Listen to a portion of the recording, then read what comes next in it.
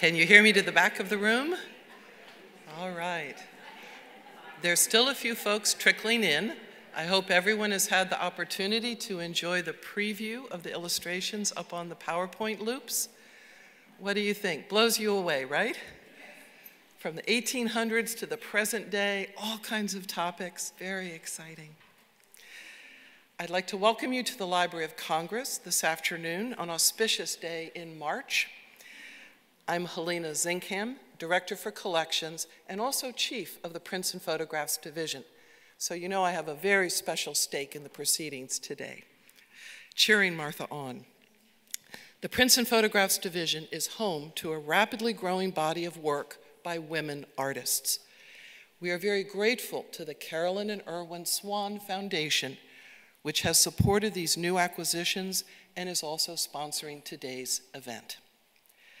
Our program features a conversation with 3 acclaimed women artists. How about that? Have you been called acclaimed before? I'm hoping. We are celebrating both Women's History Month and the brand new publication called Drawn to Purpose by my colleague Martha Kennedy. She'll be your moderator today, a curator of popular and applied graphic arts. This opening slideshow loop gave you a glimpse of the dazzling original art created by women, now represented, all of it, in the library's collections, from vibrant drawings by our panelists back into the 1800s. Often we think women whose names you might never have heard of, but well worth becoming acquainted. Because the range of topics that women address and explore has broadened greatly across this last 150 years. A big point in the book, to watch how women and art have been able to interact and be published, be known to the world far more publicly. The fact that work by so many women has been overlooked and under-recognized was the very thing that motivated Martha Kennedy to dive deep into research, starting almost a decade ago. Okay. She wrote the book, Drawn to Purpose, with terrific support from our publishing office, well represented today, and also prepared the companion exhibition currently on view in the Graphic Arts Gallery. And I'll take a moment to mention that we hope you'll have time to visit the show after the panel presentations, and it is conveniently located next to the gift shop, where you'll all be able to acquire your very own copy of Drawn to Purpose, signed by the author. Martha has, of course, told me what a special privilege it has been to undertake these dual projects that celebrate women's remarkable contributions to both art forms, illustration and cartoon. She wants to thank her many colleagues across the library who have supported and helped her complete this work.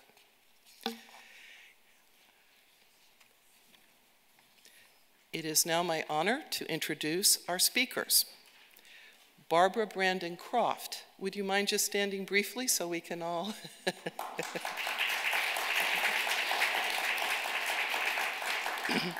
Barbara created the groundbreaking comic Where I'm Coming From, which ran for 15 years from 1990 to 2005. The first African-American woman to have a nationally syndicated strip, she introduced an engaging cast of Black women whose conversations brought topical themes into the comics, historical and contemporary race and gender issues. She has also published 2 very well-received comic collections and continues using her artistic talent by illustrating publications that promote activism. These include A Guide for Black Teen Girls and a recent anthology called APB, Artists Against Police Brutality. Whitney Sherman. We're moving alphabetically.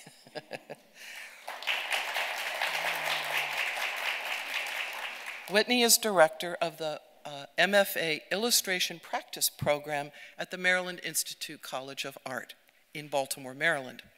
As a multifaceted, award-winning illustrator, she has created artwork for national magazines, corporations, and book projects, some featuring narrative content, others focused on aspects of illustration itself. Whitney has recently co-authored and edited a monumental new book. Listen to this topic, History of Illustration. Sweeping, covering the range of image making and print history from around the world, spanning ancient to modern times. We owe you a debt there, I think. Jillian Tamaki. In a short span of years, Jillian has produced an impressive volume and variety of work that includes 2 award-winning graphic novels in collaboration with her cousin Mariko, a short story collection, an award-winning webcomic, editorial illustrations for newspapers and magazines, book covers, and now her first children's book, They Say Blue. Her weekly drawings of authors that grace the New York Times Book Review have included a wonderful portrait of our Librarian of Congress, Dr. Carla Hayden, so we're particularly grateful in that area too. Unfortunately, Dr. Hayden is not able to join us today. She sends her regrets. This is one of her favorite topics, books and illustrations, but she's been called away. Martha Kennedy is stepping in as our panel moderator, and Dr. Hayden's message to the foreword of the book is what I've been asked to read to you to represent her. Dr. Hayden recalled being a kid who read everything, and personally, I believe her. She pored over the illustrations just as much as the accompanying words. That's the key part. She wrote in the foreword, "Images make reading more meaningful and more memorable." I think at this point, I'm going to say, take it away, Martha. Please come up to the stage, and we'll help you get to the Graphic Arts Gallery at the end of the program. Thank you.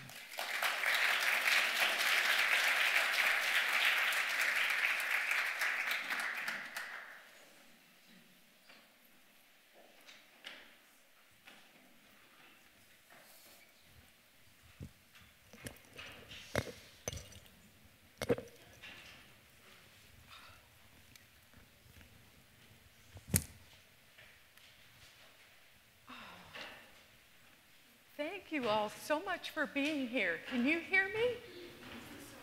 Sort of? Okay. Okay, great. Thanks so much. And thank you, Helena, for your opening remarks and introduction. I would also like to take this moment to express my thanks to my colleagues across the library who have helped and supported me in completing these wonderful projects. I feel so privileged to have worked on the book and the exhibit, Drawn to Purpose. Turning to our panelists, it is an honor and a privilege for me to moderate today's conversation. We look forward to hearing your perspectives and your insights into the arts of illustration and cartooning as wonderful creators in these art forms.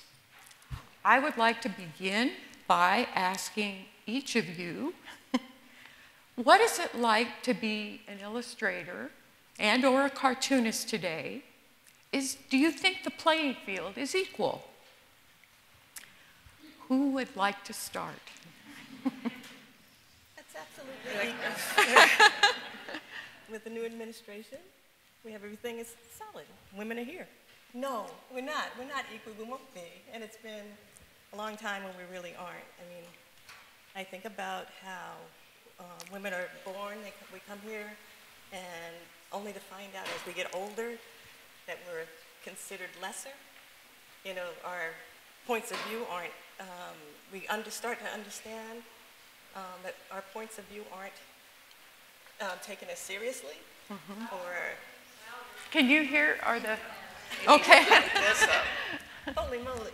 Okay, great, thanks. Hello? Hello, can you hear me? Okay, sorry. My point is that women are born and we come here and then we start to find out that we are considered lesser and we're not taken as seriously, and the older you get, the more you find it out. I mean, it's, as a kid, you know, the boys are like suddenly like, no, we can play football, but you can be the cheerleader. Like, what? You know, you were ready to play. And you find out that if you want to be heard, if you want your point of view to be heard, you have to make yourself heard, and you have to be loud. And nobody likes a loud woman, it seems.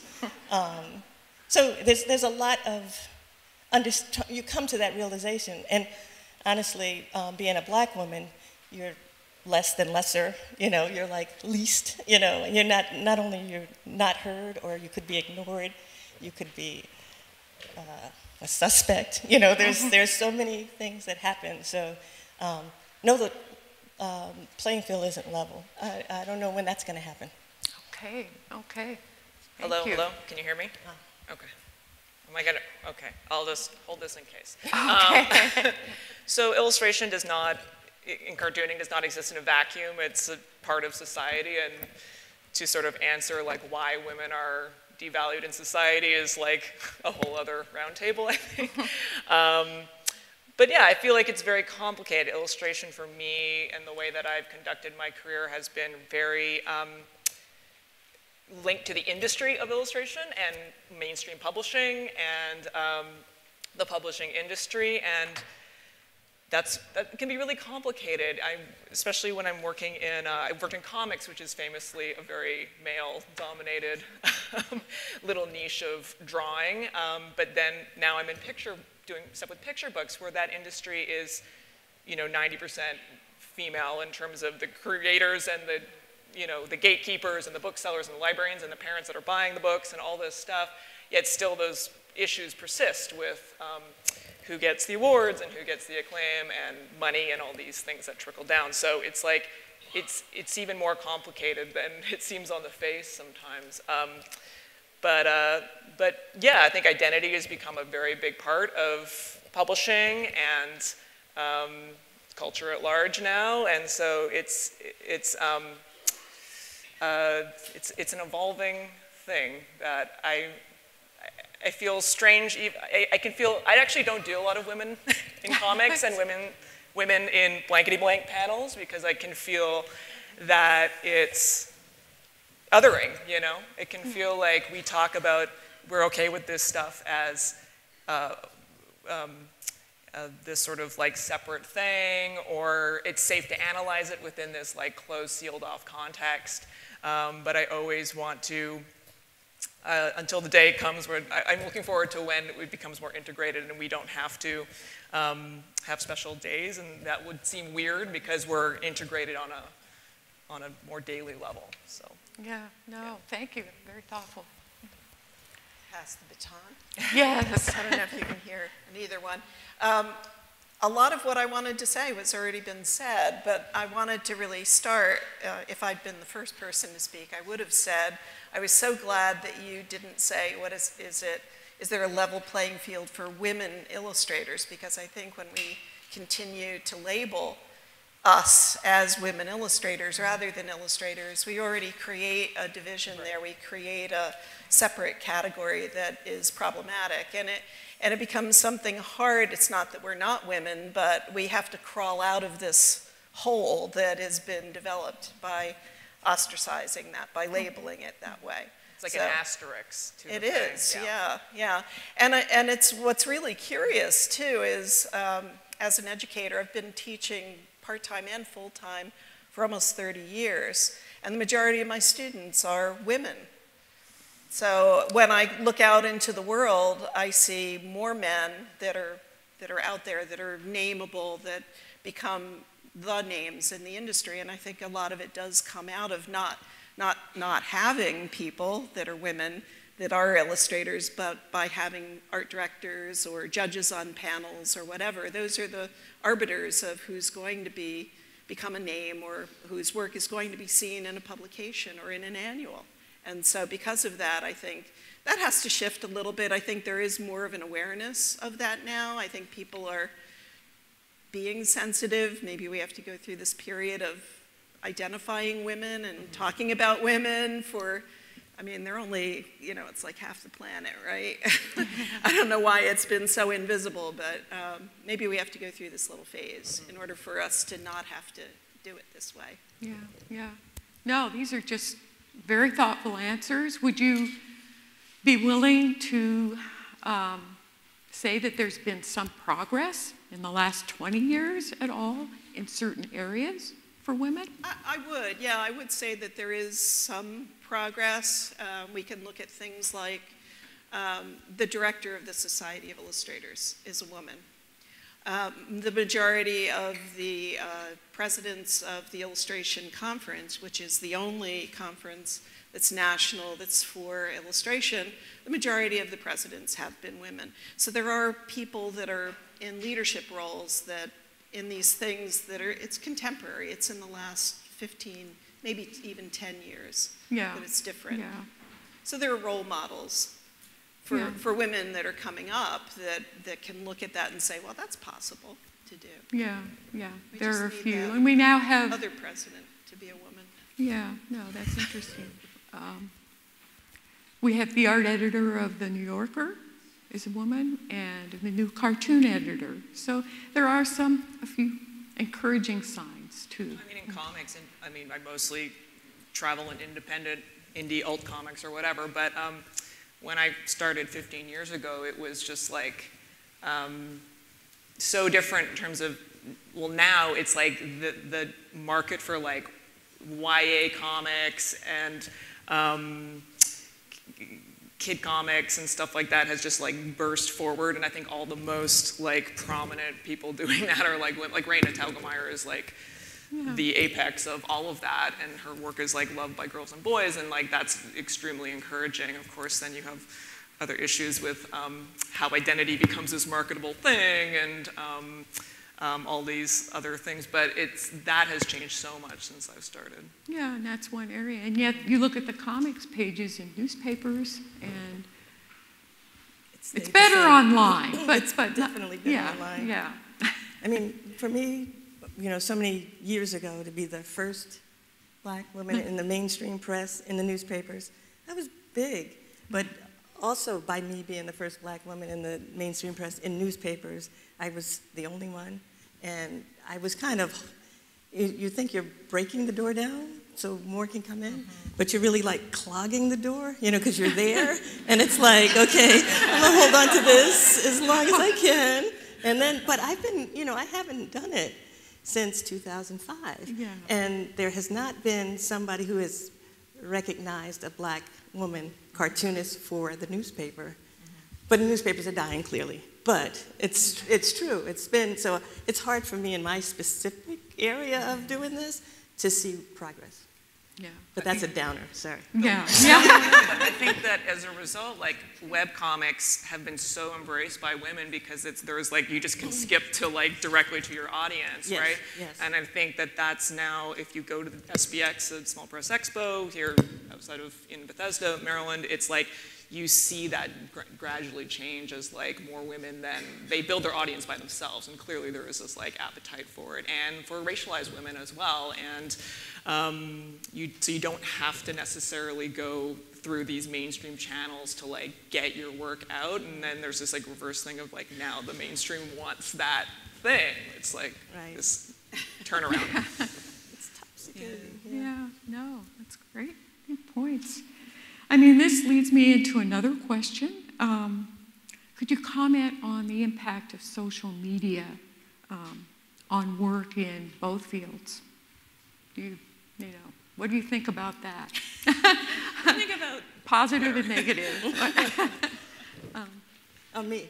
Yeah, please, okay, all okay. three of you. Just love to hear what you know, social media is a strange bird, you know, and I am older, so it's even stranger to me because it's new. So it's not all good, but there are some good points. It does help create communities that are supportive. You know, I can every once in a while feel compelled to do a strip, and I can put it on my Facebook page. I actually have one, and and I can get such a positive response. So like, do it again, Barbara. You know, we need to hear these girls. You know, let's hear these black women talk. And it's just very encouraging. So while it is a weird kind of thing, it does create certain communities, and it does help bring like-minded people together to make points. Even if we're just patting each other on our backs, you know, it kind of feels good, because that's what it ends up being. It's a community. Yeah.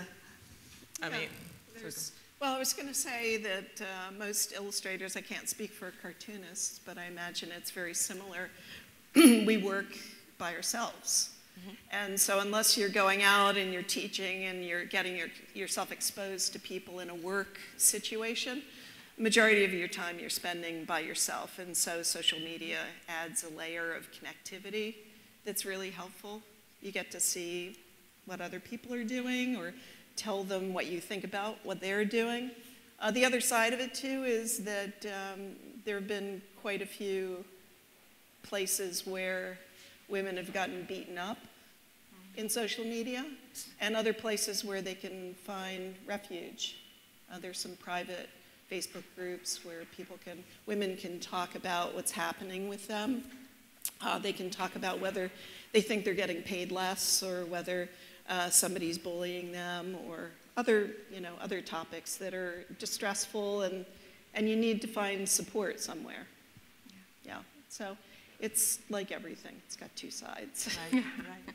Yeah, I think that social media has brought a lot of different kinds of people to illustration and comics, and that is very, very much needed because it is, I feel like when I started, it was very, very predominantly white and male and straight, and like now I feel like it's really expanded. And I used to, when I started, I really linked illustration with this commercial aspect. It's like you're not an artist, you're working with a client, you know what I mean? And like you're creating a product, and now I feel like I can't say that anymore. I feel like it's become this much more nebulous thing that actually, because it's brought in all these different people, really questions some of the power structures around it and like how it moves, and they're not necessarily, they think about it in a really, really different way, and it's, but it can be really scary, some of this stuff with the,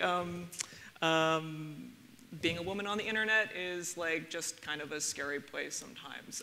But I can't imagine my career without it. I graduated in 2003, like right at the start of it, and I just don't think I would be where I am without continually sharing online. And you're never supposed to say that like audience reaction affects your work or whatever, but like I feel totally, because I know a lot of my audience is women, like that's where you can connect, especially with young women, teenagers, right? That. Yeah.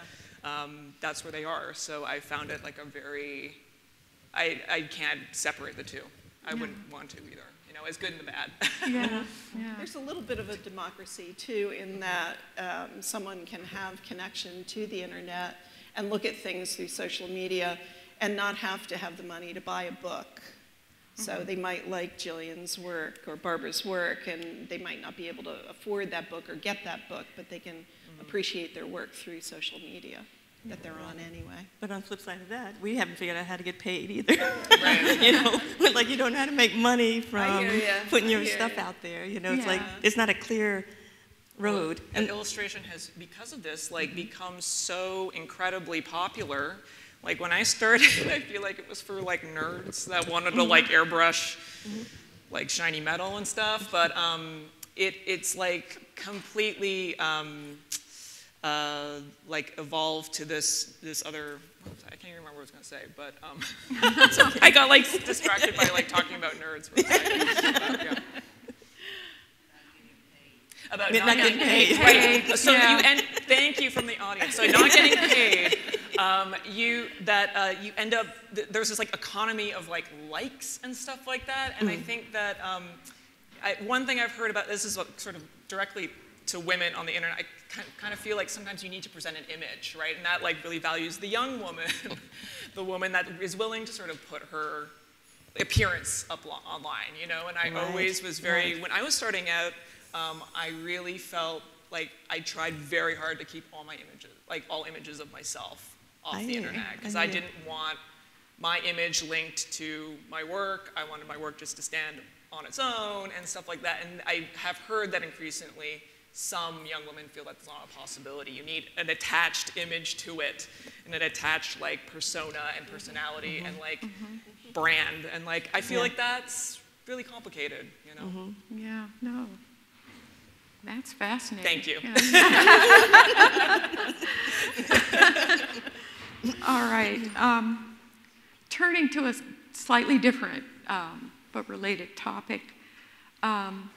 Could you share observations or insights about women in these fields from your experiences as teachers or being on panels, or have you benefited from teaching and doing,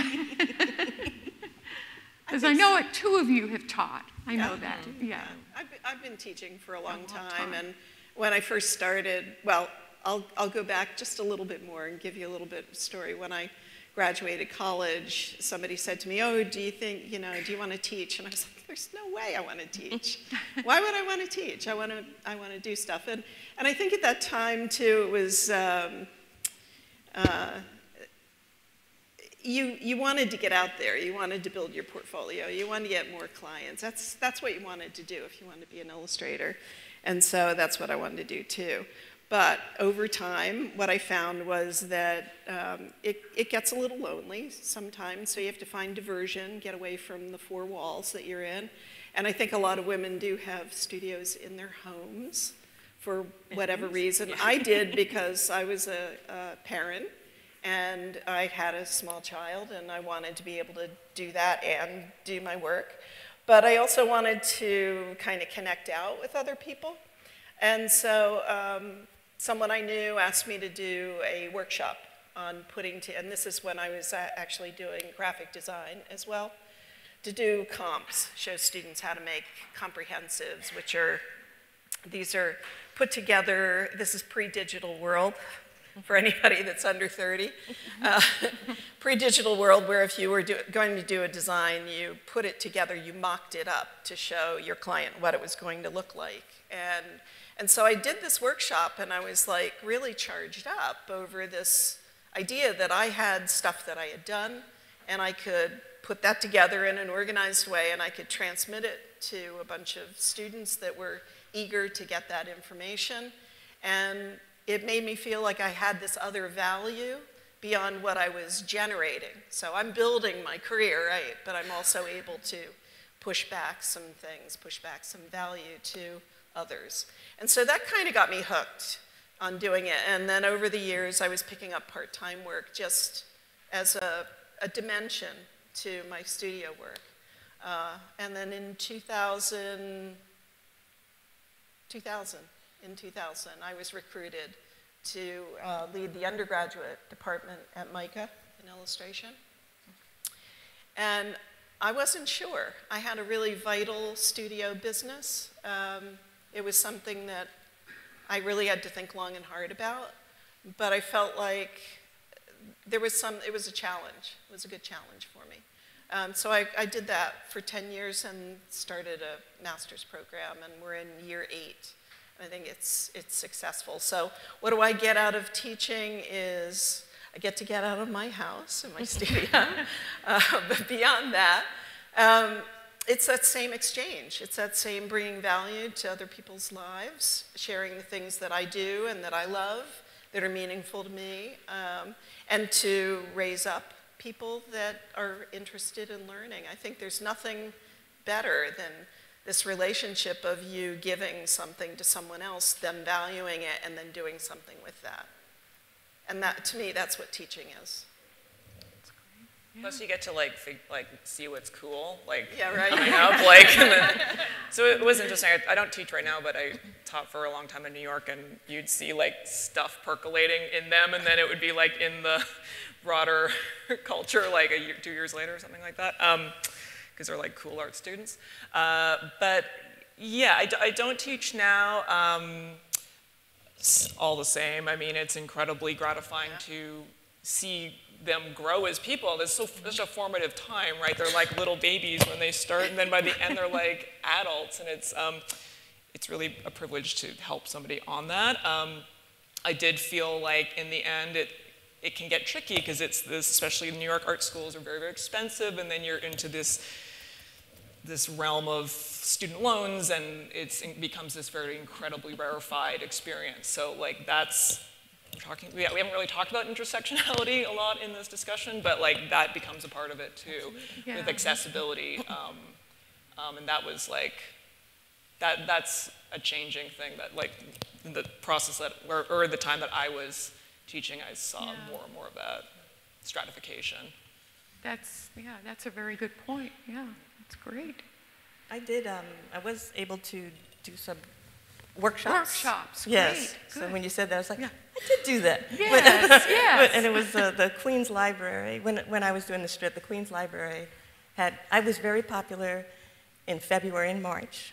I would get calls, and we've got a black cartoonist coming in, we've got a woman cartoonist coming in, and all the time it would be young kids that would come.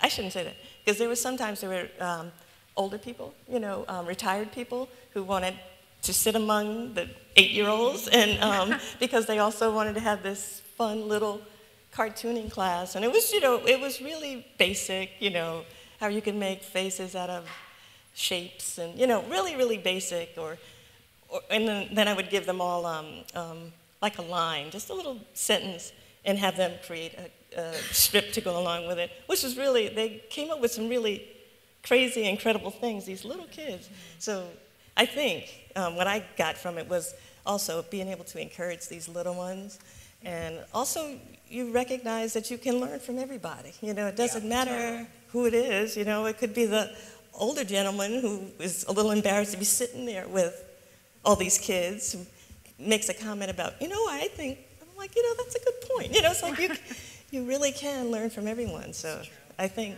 that's what I get out of it. That's what I got out of it. That's great. That's wonderful. Thank you. Yeah. All right. Here's another sort of general question. How or why does surveying work by women illustrators and cartoonists matter? Do you think a sense of shared history in these fields can help motivate and inspire established and rising artists, especially women? No, I'm going to start talking again. That's okay. Because I thought about these questions, and I thought that was particularly a good one because that's kind of what we do. It's like as illustrators, as cartoonists, as artists, as singers, and whatever we do, we are like kind of, you observe what's going on, you interpret it, and then you record it, and I got that from my dad. It's like, that's a good point, Dad, and that's what we do. So we're, in a certain sense, we are recording history. So for folks down the line who come back and look at what we've done, because all of our work is informed by our experiences. And so you have a way of putting down what was happening during this time. And I mean, I was fortunate enough to have my first book, have Ruby Dee and Ossie Davis do the foreword for my first book. And one of the things they mentioned was that they felt that my strip should go in a time capsule, and that years from now, folks can open it up and get a real understanding of what the experience of being a black woman in America was. And I was like, wow, that's heavy. And it's it's really kind of, it's good and it's true. So it's being able to take a look at what's going on and being able to understand that everybody who expresses themselves are from their experiences, and it's very important to keep track of it and get a chance to look at it and understand, because that will inform later generations with their lives, from what our experiences have been. Yeah, I think like history is not like what happens, like how it's told or something like that. Like, I'm sure there's a more elegant way of saying that, but I mean, there's a reason why the canon is the way it is and it looks the way it is, and that's like conscious and unconscious as to how it's shaped. So I think like you need to like aggressively reshape it as much as I can't wait for the day that like it feels like embedded and ingrained in it, like in a more natural way. I think you have to actually put effort into it and like and be more intentional, and aware. And I think people are demanding that, and people see that now, and they're like, the consciousness has like rose so much in the last like 5 years or something like that. I was going to say 5 days even. Yeah, and like even just like the younger students and younger creators are so much, they see it as a whole now, and they see the way like it all works in a way that I was like completely naive to when I started. So there's a lot more questioning of those structures, and I think it's very powerful. Like I have to remember being younger, and like looking around myself and seeing like I'm mixed, but identify as like Asian American, and it's like you're looking around constantly, you know what I mean? And like you're looking for evidence of yourself and yourself reflected back, and it's very, very powerful when you find that, especially when you're a young person. So I'm aware of that too, that like sometimes that more intentional effort, if that's what it results in, then so be it, you know. Yeah, I completely agree with that, I think there's been a great turnaround in more recent years, because if you look at what women were doing at the beginning of the 20th century, the type of work they were doing, they were stratified into women's subjects, whatever those might be, and that they were reflecting out the magazines, when magazines were emerging. Magazines that were coming out for women were reflecting a kind of life that was supposed to happen, this ideal life of what a woman should be doing and how she should be a homemaker, a good mother, and whatnot. And I think those reflections, those images that are made, are reflecting out to not just women, but to the world, what is expected, and if that's changing, if that's different, and it's reflecting out these different ideas and different ways of living and thinking and being, that can change society. Yeah, no, that's great. Yeah, thank you. This really, I think, leads well into my next question, which is, women have made contributions to these art forms that men probably would not have. In fact, probably definitely would not have. Can you imagine a male counterpart creating some of the works that you and other female artists have made? And can you give a few examples? Just briefly, you know, describe or mention. Marjane Satrapi, who wrote about her experience being in the Middle East, being a woman in the Middle East, I think would have been impossible for a man to do. Yeah, yeah. Because my strip was a collection of women, and that's all that was in the strip. It was women, and it was black women in particular. Can I imagine a man doing what I did? Nah. No. No. As a matter of fact, I was in a bunch of papers, but I wasn't in my New York area. I think the closest paper may have been the Baltimore Sun or maybe Philadelphia something. But I lived in Brooklyn, and so nobody knew. I'd say I'm a cartoonist, but nobody knew what my strip was, so I would explain what it was. I have a strip, it's a weekly strip, it's all women, it's all talking heads, it's all black women. Oh man. You just take another opportunity to put the black man down. I'm like, wait.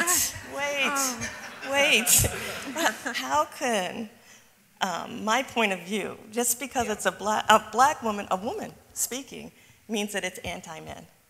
And likewise, how is being pro-black being anti-white? It's not. It's a perception. And if a guy were to see it, and I got letters say that they have a problem with a strip that I've done, my point to the guy would be, let's see, you probably have more of a problem with your mirror, because, and if you have trouble with her observations and what she has to say, then look into yourself, because it's her observations of your life, and if you see yourself and you're getting upset, that's not my issue, you know. But to see a man do specifically what I did, that couldn't happen.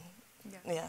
That's like part of the thing of also like you can't be a whole person. You need to be like woman or Asian woman or whatever, and like you're just supposed to like exist in that sort of static identity and not have like complex like feelings about stuff. So yeah, I don't know. I mean, I guess my work has always been sort of like, even when I started, like, I know I got a lot of female topics, like, you get pigeonholed into, she's really great, like, that's her topic, is girls and women, and, like, anytime, I feel like for a while, like, if anything horrible happened to, like, a woman from these newspapers, like, some story where, like, something horrible to, like, a girl, it's like, call Jillian, like, she's really good with that kind of topic.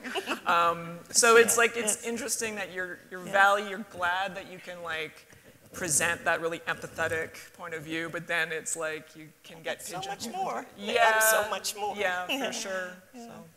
And I think all of you show that in your work. I mean, you really, the range of subjects that you cover and issues, it's fantastic. And to me, that shows progress. Sorry. Did you, I'm sorry. I don't think I ever got pigeonholed on women's topics per se, but I got pigeonholed in depressing topics like depression or divorce or, you know, murder. She's really good at that. Yeah, just like go to her. Yeah. So, but it gave me an opportunity to put women in there, you know. They're more interesting to draw. Yeah. Women. Don't you think? I think. Yeah. I do. Just to like speak one more thing on like the race thing too, like sometimes it can feel like when you're working in some of these spaces that the like publishers or the editors or whatever are white and you're a person of color, that like it can feel that we're okay like up to this boundary line of like your experience, and like as long as you don't cross that experience, then like we're all good and we love it and we love you, and then like but like don't push that. Don't go too far. Yeah.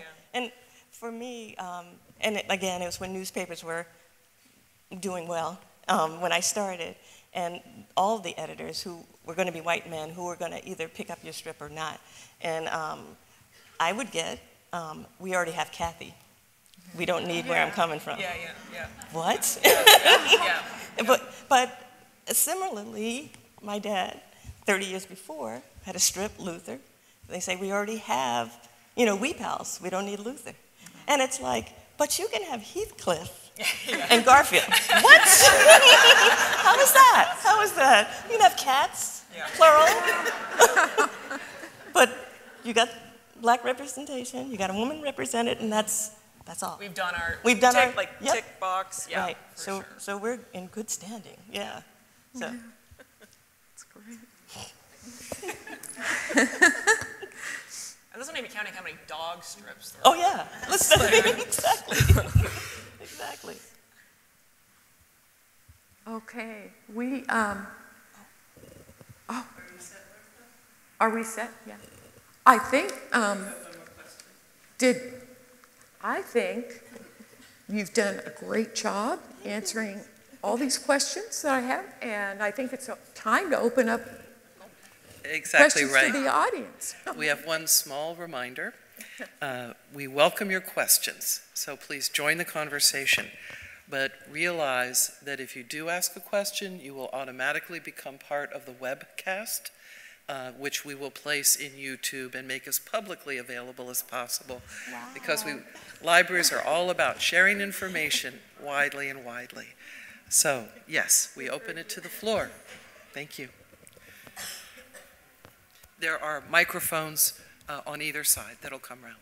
Hi, my name's Megan. I'm a librarian here at the Library of Congress, particularly interested in making sure that the library collects materials by women and about women for the collection.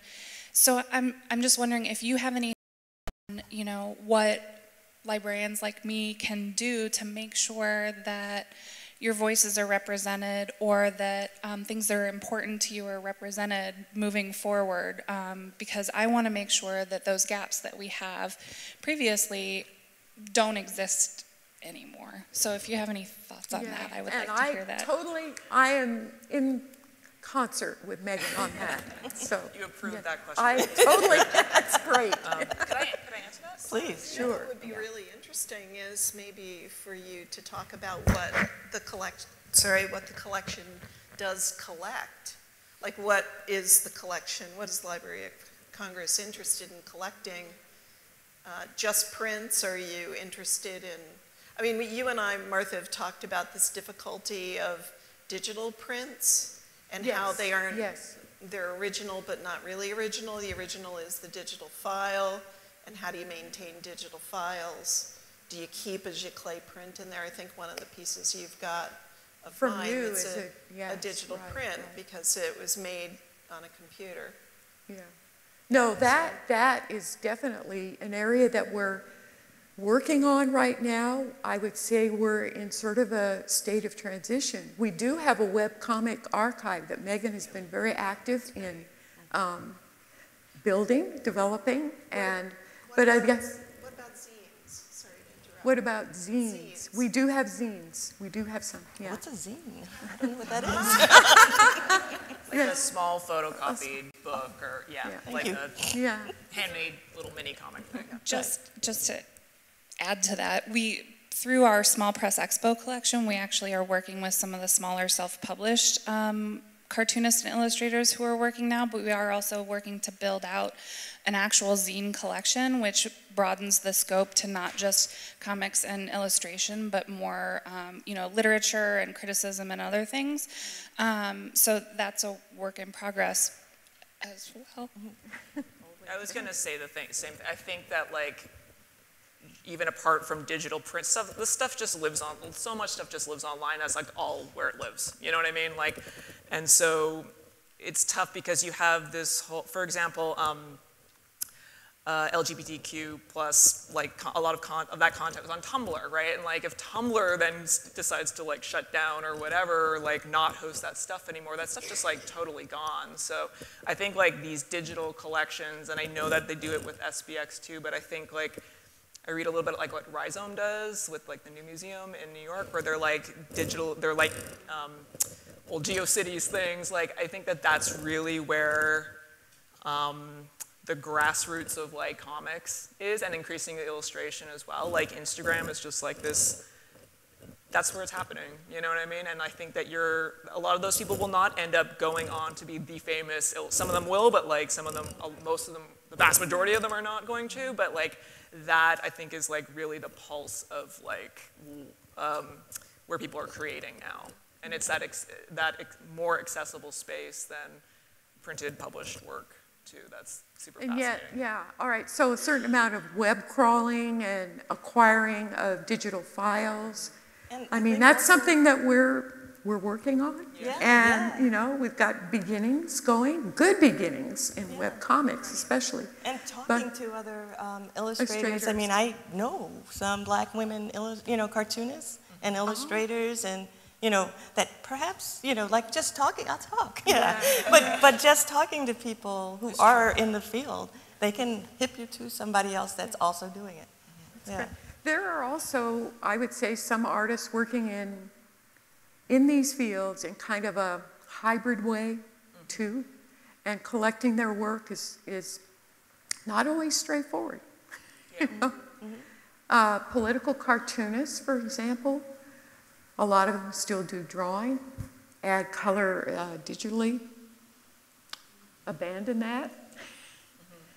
We have a couple of editorial or political cartoonists in the audience here. And so, yeah, there's a lot still to do. Even like now, especially like Illustrator, because like it's easier to make a book, it's easier to print a t-shirt and make a button or whatever, like all this stuff is just, it's this whole different way of being an illustrator now and like selling your stuff directly online. And so do you have to then collect objects, of all these like screen printed tote bags? Like maybe that's like this big part of illustration now. Yeah, and on the other hand though, it is nice to have high quality prints, archival prints that give you a sense of a sampling of a, up and coming or award-winning illustrator now, Other question, yeah. This question is for Barbara. Barbara, I really enjoyed your strip when it was being syndicated. And I just wonder, could you talk about why you gave it up? Because I stopped getting paid. Basically, with a newspaper comic strip, the way it works is you the newspapers pay the syndicate, and the syndicate gives you a portion of what gets paid. So you'll have a contract with a syndicate that will say, if you go below a certain number of papers, you can say, I'm done, or we can say, we're done. And to Universal Press's credit, they kept me on a long time. When they could have dropped me, I think they felt a certain kind of, they needed me. I mean, so they could say, we have the black woman, and that's really good, because they really needed to be able to say that. And so, but as newspapers started declining, and when I first started in, the early 90s, the Universal Press sent out a letter to all their creators and said, newspapers are on the decline. And so, not only, it's the same strip that goes out to every newspaper, but if the circulation is larger for a newspaper, you get paid more. So when circulations go down and newspapers start dropping off, then paychecks get smaller. And then they think, oh, it's not worth it. All the work and energy to keep you. So it was a certain time when I was doing the strip that I started also doing other gigs. It's like, I've got to do some other things to keep my life going. So I, worked in other areas. What did you do? Many things, but I did. It seems like I stayed in publishing for a lot of it, but I also did fashion stuff. And but like I've been at Parents Magazine for 100 years now. I mean, no, it's, I see somebody I used to work with, but for so long, and I'm the research director there. What? How did that happen? And they don't know I'm a cartoonist. They're like, oh, you have such nice handwriting. I was like, thank you. Thanks. So that's how it goes. Yeah. Okay.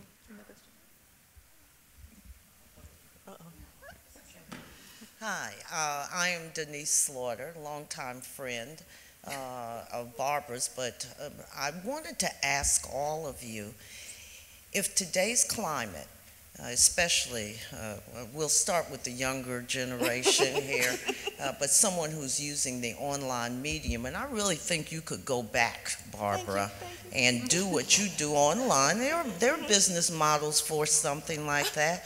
My son is making money, and I don't know what in the heck he's doing. I'm off topic. Does today's climate, politics and the vitriol that's on the internet affect or impact, and whether it's on the internet or not, affect or impact the work that you, or in the words, the pictures that you want to draw and what you want to say? Does it diminish it or does it fire you up? I think that it totally has, and I think that there's this... Fired you up. Well, I think that it has impacted, for sure. Like, I think that now illustrators, especially because you're responding in real time, and it feels like almost discordant to then post a nice picture of a flower when a school shooting has happened, right? So like, I think that because illustrators and cartoonists are so much in dialogue with their audience, it's a very intimate relationship. Like, in a weird way, you're kind of, it can be tough because you end up being like, you feel like you're entertaining for free, or you're like some sort of like online buddy to like 30,000 people or whatever.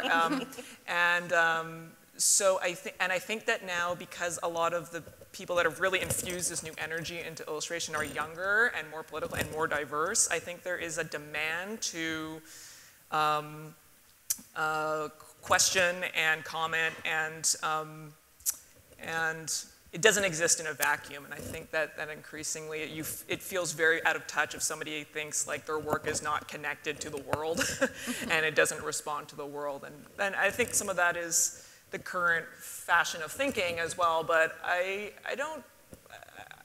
kind of agree, you know what I mean? It doesn't exist in a vacuum, and if you don't respond, that means that you're privileged enough to not have to respond, so yeah. Or maybe you just want to be a little more thoughtful before you respond. Yeah. That would be a novel. Yeah. The whole world. We have time for one more question. We've got a gentleman here. Sorry. Hi. So there's some really great hashtags trending on Twitter right now for women in illustration and kidlit women. And part of that is also a big conversation about, you know, the kidlit industry is, there's a lot of women working in that industry, right, and even at very, very high levels, but there's still some inequality in terms of the awards, especially on the illustration side. And I'm just wondering if you have any particular thoughts about that conversation, and just to make sure people know about those hashtags, because there's a lot of great stuff being promoted. Kidlit women and women in illustration. Yeah, I mean, I have a new picture book out, so I'm like sort of thinking about this and running in that circle a lot right now. And it's, again, like I sort of said at the beginning, it's fascinating because it's a matriarchy in some ways, but some of those persistent problems exist when power starts like coming into it. For example, I am super interested to know that, you know, a lot of young, hot, attractive men they are perceived to get ahead in this way. And you're just like, that's so disappointing that that is just a flip of like this power thing. But it's, again, a lot of it's tied into any other industry, like of Me Too. You know, it's like Kidlit's having this Me Too moment, and people are somehow shocked. But it's an industry. It's money, it's power, it's influence, it's fame, all these things. And once you put that into the mix, it's like all that, those patterns just recur. But I don't know. It's I think that sometimes this is a very like nebulous industry. It's like how do you become popular?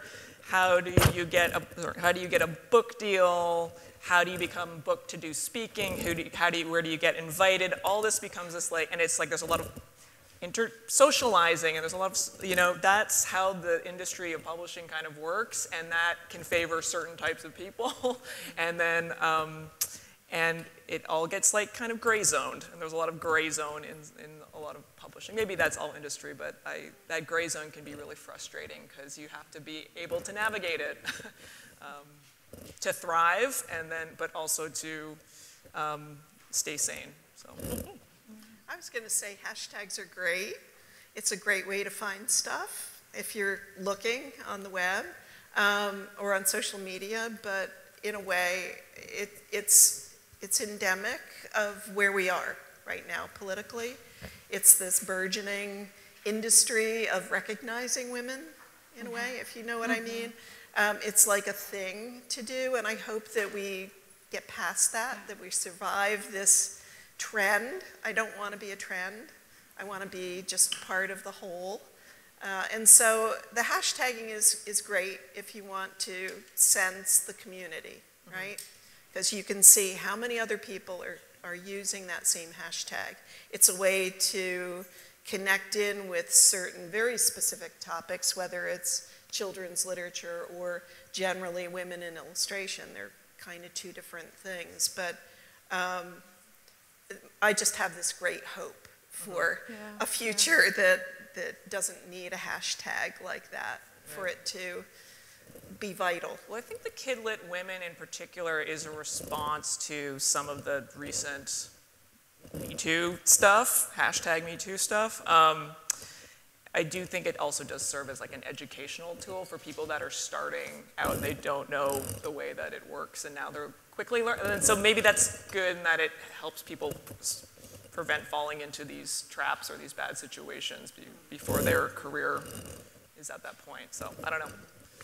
Yeah, no, it's terrific. I mean, over 100, this sort of is a good ending point, I think, perhaps. From hashtags to, you know, over 100 years ago, Cecilia Beau dreamed of a time when the notion of women in art would become as strange as mentioning men in art. So we're moving toward that. So how about we all agree today? It's been a terrific panel, and we have been privileged to hear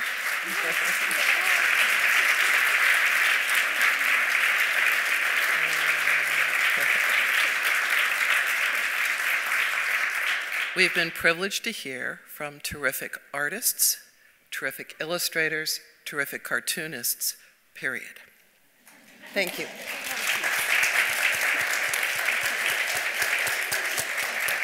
All right, so I'm going to call on some of my colleagues from the Prints and Photographs Division as you head out the door in groups.